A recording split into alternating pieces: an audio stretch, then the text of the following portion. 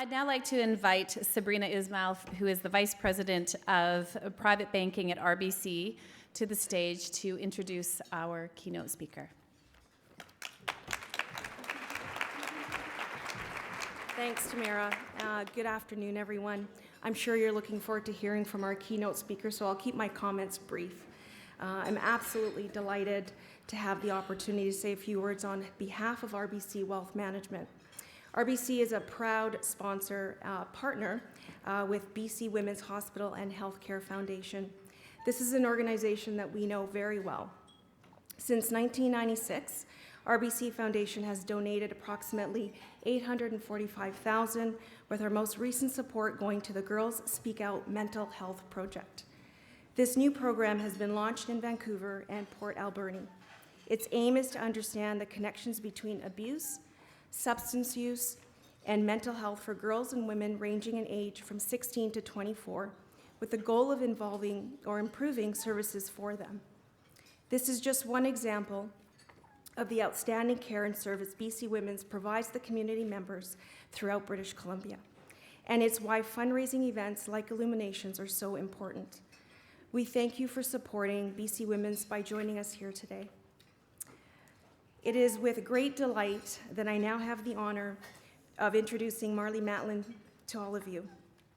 The qualities of strength, determination, and compassion that are seen in so many of BC Women's patients and caregivers are the same qualities that have enabled Marlee to achieve such remarkable success. Many of us know Marlee as a critically acclaimed and award-winning actress. In her film debut, Children of a Lesser God, she received the Academy Award for Best Actress. At the age of 21, she became the youngest recipient of the Best Actress Oscar and only one of 4 actresses to receive this honor. In addition to the Oscar, Marlee received the Golden Globe Award for Best Actress in a Drama. However, you may not be aware that her accomplishments go beyond those we've seen on screen. She is a successful producer, author of 3 novels for children, published her New York Times best-selling autobiography, I'll Scream Later. She is the national celebrity spokesperson for the American Red Cross and serves on boards of numerous charitable organizations. Her dedication and accomplishments are truly inspiring. Ladies and gentlemen, please welcome Marlee Matlin. Tamara, if you lived close to me, if we lived close to each other, we would be wonderful partners in crime. I love her sense of humor. I love her commitment to BC Women's Hospital. I love everything she does, all about you, as well as everyone else here. And thank you, Sabrina, for that lovely introduction. Thank you for welcoming me to Vancouver. I've spent so much time here, you may not know, working. I know every face. Everyone is so familiar that it's like coming home. And thank you for giving me a reason to come home.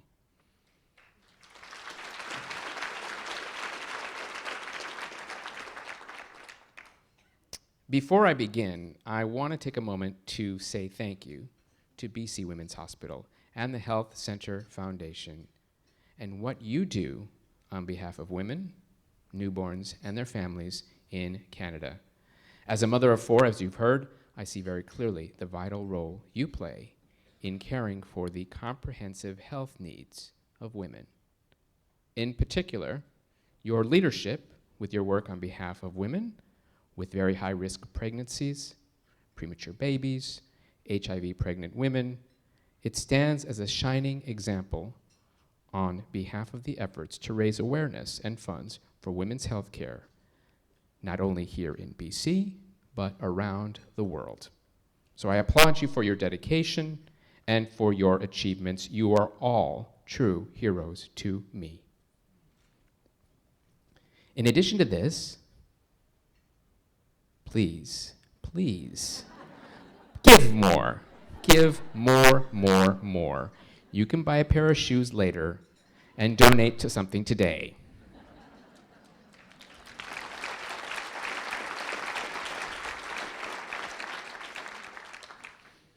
Oh, did they introduce you, Jack? No, they did not. I'm deaf, I don't know, I didn't hear it. This is Jack Jason, my interpreter, by the way.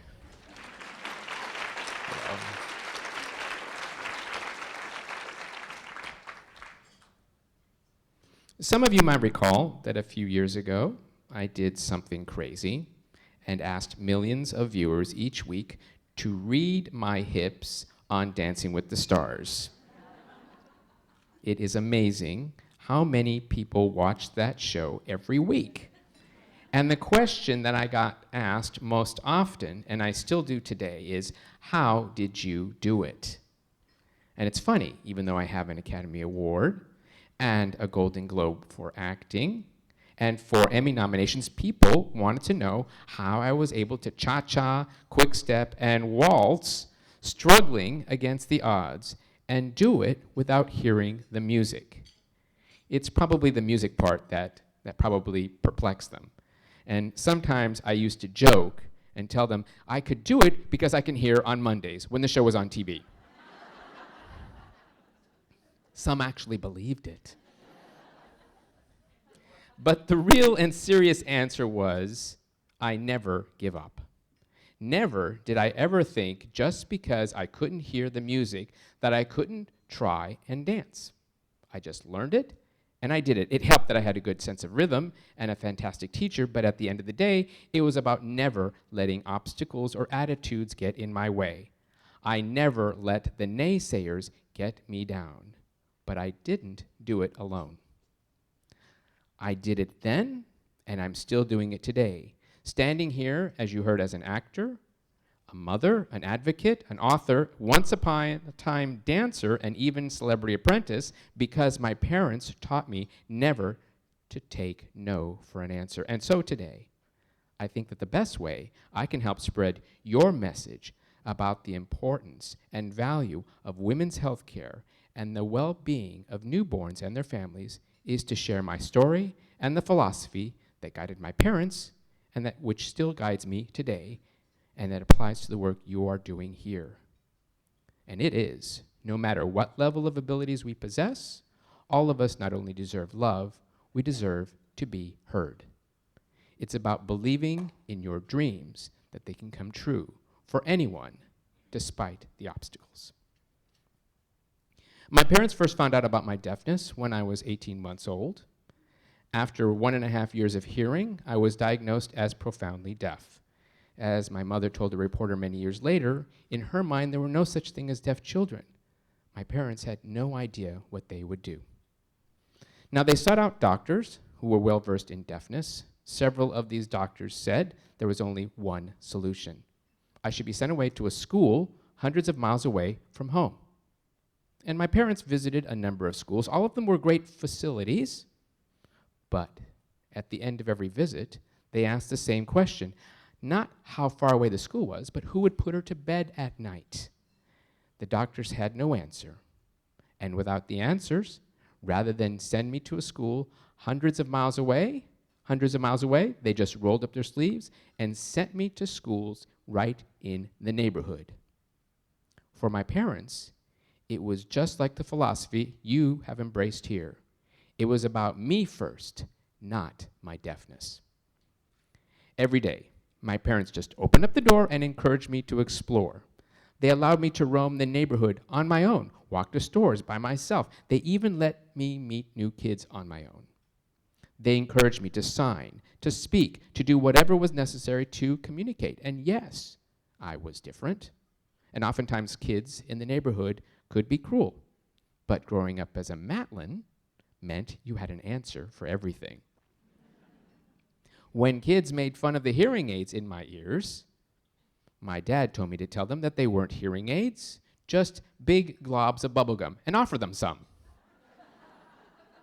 And when kids made fun of my speech, my brothers would rise to my defense and say, "You better watch out. Our sister has an accent because our parents are foreign spies." This idea that I could do anything despite what I was, deaf, flowed freely from my family, but it was my mother in particular who helped me realize my biggest dream. She said that many would not believe it would come true. It was to become an actor. Back when I was 7 years old, my mother saw in me, intuitively, that acting was the perfect outlet for her daughter, whom the world just didn't know what to do with. Every day, she observed that I loved sitting with a Judy Blume book in my hand, devouring every word, or that I loved to spend hours in front of the bathroom mirror performing stories with hundreds of characters who, mysteriously, signed back to me. Though the world didn't quite know what I was doing, my mother knew exactly that there was no mystery there. That's because in my world of books and in my magical mirror, there were no barriers to speaking and signing, and all my dreams could come true. Well, eventually, my mother guided me to a more productive outlet, and that was a small community theater called the Center on Deafness that served both hearing and deaf children, located just a few minutes from our home in Chicago. And no sooner than when my brother brought me there, that the director told me they were putting on a production of The Wizard of Oz. You see, it was my favorite movie of all time. So when the director asked my mother if there was something I wanted to do in the play, I spoke up for myself and I insisted there was only one role for me. I'm Dorothy, I said. That's how much confidence my parents gave me. And needless to say, I got the role. By the time I was 12 years old, I had the opportunity to do plays and musicals in both sign and song at the center and throughout the Midwest. And it was no surprise to my parents and my teachers that one day when we found out that Mr. Henry Winkler, who played the Fonz on Happy Days, and the most famous person in America, even more famous than the president, was paying a visit to our theater, that I insisted on meeting him. Immediately after my performance, I found Henry, I went right up to him, and I said, "Hi, I'm Marlee, and I want to be a famous actor just like you in Hollywood." You know, if you would have asked, my bags would have been packed. I would have been ready to go. But just as Henry was about to speak, my mother took him aside, and she carefully explained that though an encouraging word would be nice, it might not be a good idea to encourage me too much. Because as she went on to explain to Henry, though she and my dad knew my potential, she felt that those in Hollywood would not. And in the end, I would only be hurt by Hollywood's indifference and ignorance. You know, as a mother of 4, I know exactly what she was trying to do. She was just trying to protect me. For her, the reality was that Hollywood, like the doctors who diagnosed me, would only see the deafness and not me. She was convinced that Hollywood would never listen to my heart. But I have to say, it was really because she was a Jewish mother, because what Jewish mother wants her daughter to leave home? Well, what my mother didn't know was that Henry faced his own barriers growing up. You see, as a young boy, Henry's teachers told him he was stupid simply because he had difficulty reading. Even his parents called him dumma Hund, which was dumb dog in English. It wasn't until many years later that Henry became a father and was working with a son who had the same difficulties reading that Henry found out that he had, like his son, dyslexia. Well, despite the barriers and the dire predictions, Henry persevered, and Henry listened to his heart. Eventually, he pursued something he was passionate about, as we all know, acting. And in the end, Henry Winkler became one of America's most beloved actors.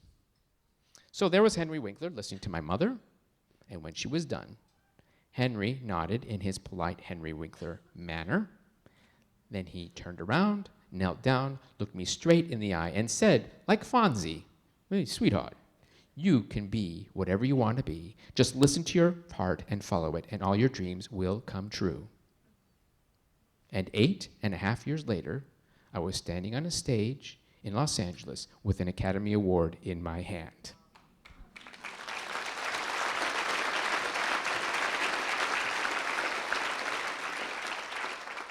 But, just as my mother had feared, people in Hollywood weren't willing to give a deaf actress a chance to continue to dream. You see, the next morning, after I won the Oscar, Rex Reed, the well-known critic and columnist, said that my victory the night before was the result of a pity vote. And then he went on to report that I was just a deaf person playing a deaf role, which led doubts to whether my performance should have been considered the best. So there I was on the morning, which should have been considered the highest achievement in one's career in Hollywood, and someone was proclaiming to thousands of readers that I didn't deserve the Oscar, that I was limited, that I was handicapped, and for a moment, I began to believe it myself. But fortunately, I had a friend and mentor who was very familiar with Hollywood, and that was once again Mr. Henry Winkler. You know, after our first meeting, all those years, Henry was there, encouraging me with his letters, always there, encouraging me, even when I visited Hollywood, to keep on dreaming, to keep on listening to my heart when others had their doubts. So, after the Oscar predictions, when Hollywood was ready to turn its back on me, I decided to turn to Henry and his wife Stacy for advice.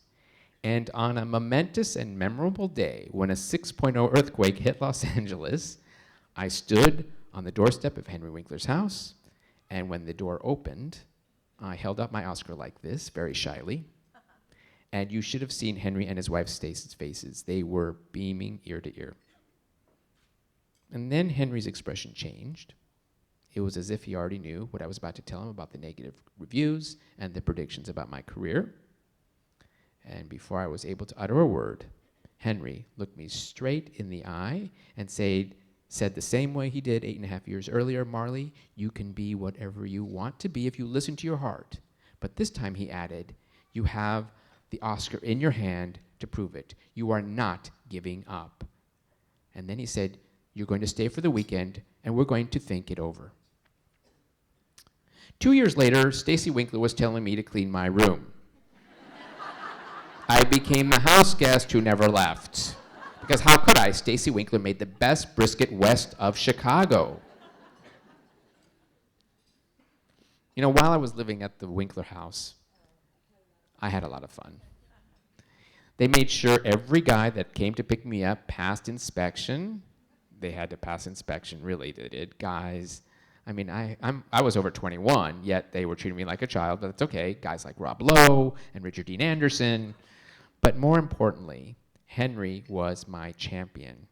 Henry reminded me, just as he did when I was 12, that all I needed to do was to open that door and take on Hollywood. He would tell me, if you will it, it is not a dream. He always said that to me. If you will it, it is not a dream. It was his favorite quote, which guided him, and I was so fortunate that he shared that philosophy with me. So with that in mind, I reinforced the determination not to let studio executives stop me from achieving dreams beyond the Oscar. So rather than wait for work to come to me, I made work happen.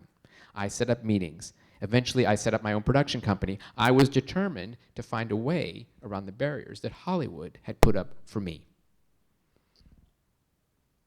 The following year, I returned to the Oscars as it is traditional to, but this time I did it my way. I got a new look. I got a new boyfriend. I even decided I would do it my way and speak the names of the nominees because I'd always been able to speak, and I wanted Hollywood to see this other side of me. And I must have done it right because the right person, Michael Douglas, came up to get his Academy Award.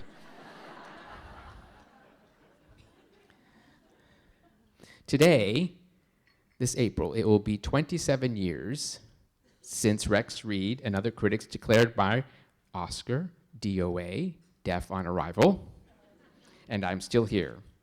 I've done a number of films, I've done several television shows.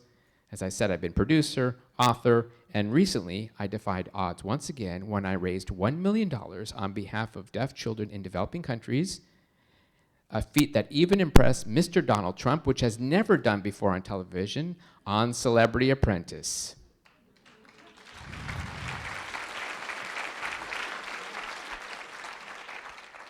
And for the past 3 years, I am proud to have been part of the award-winning ABC family drama, Switched at Birth, featuring not only me, but a whole cast of deaf actors and actresses. So, I think I could say that most importantly, I married a wonderful man, can you guess where? On the front lawn of Henry Winkler's house. And today we have 4 beautiful children, 18, 13, 11, and 10.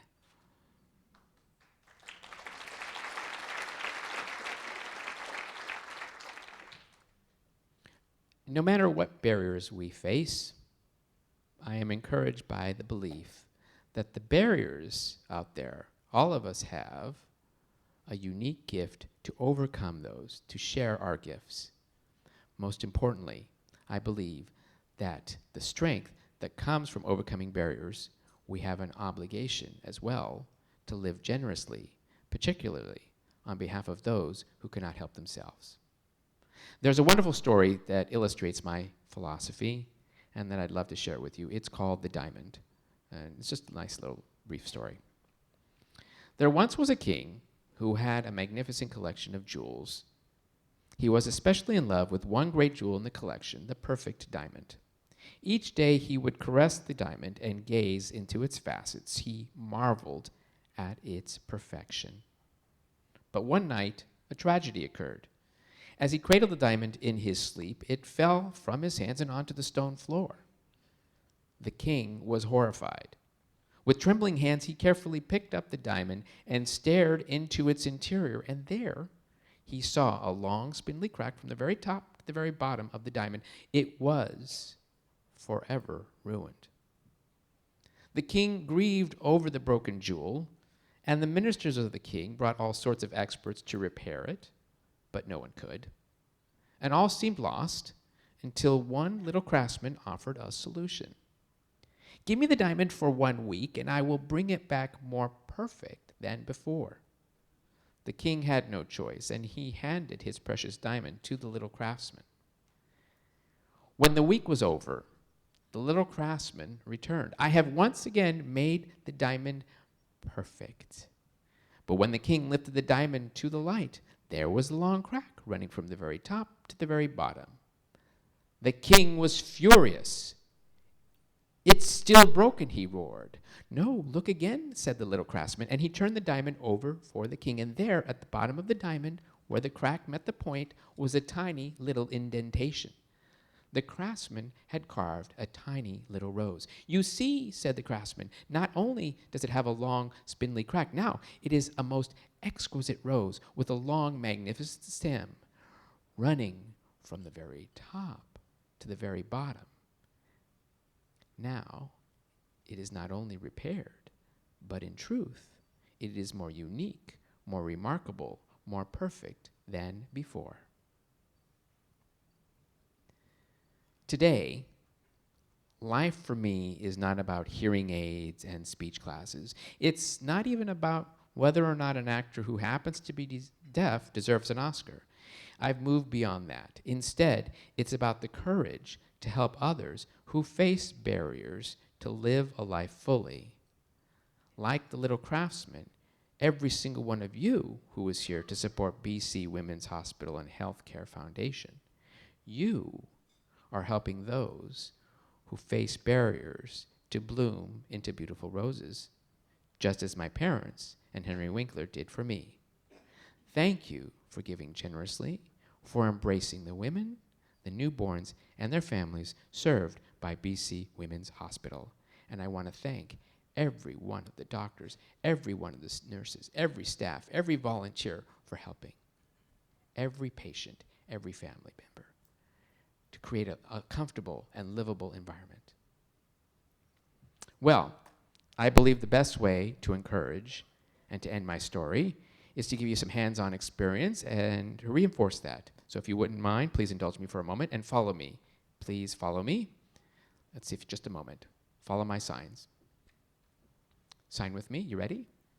Put your phones down. Courage.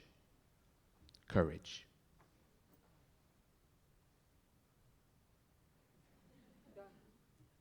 Dream. Dream. Success. Success. Okay, you can stop signing now. Courage plus dreams equals success. It's an equation that can apply anywhere. Today, I stand here determined to remind people that the real handicap of deafness does not lie in the ear, it lies in the mind. And though people and the world may think I live in a world of silence simply because I'm deaf, in the end, silence is the last thing the world will ever hear from me. And after having the opportunity to meet each one of you, and who have seen you all come out on behalf of BC Women's Hospital, I'm sure the same is true for you. And I hope I get a chance to meet every one of you afterwards who've donated a lot of money so that you can meet me. Thank you so very much, and thank you for coming out today.